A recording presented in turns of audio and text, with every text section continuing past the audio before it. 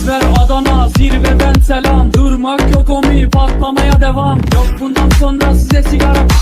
Uçuyor yıldızlara müptezel bayan. Ses ver Adana, zirveden selam. Durmak yok omi, patlamaya devam. Yok bundan sonra size sigara filan. Uçuyor yıldızlara müptezel bayan. Harmanım, baba nerede çarşafım? Gördüğüm bu paketler benim dermanım. Hoppa yavaşça açıldı fermanım. Sakın kaçma buraya gel la kezbanım. Adana çocuğu arka şehrimin delisi. Olay büyük kardeş mevzu kendisi. Plaka 01 korkumuz dinle. Yazmak için yine yuttun bence. Hey torbacı bana versene borç. Olmaz lan valla mallar beşe katlıyoruz. Bu yüzden babamın cüzdanını çalıyoruz. Akşam olunca dayak yemeye başlıyoruz. Adana zirveden selam. Durmak yok omi, patlamaya devam. Bundan sonra size silah filan.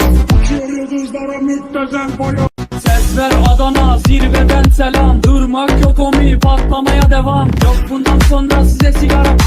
Uçuyor yıldızlara müptezel bayan. Ses ver Adana, zirveden selam.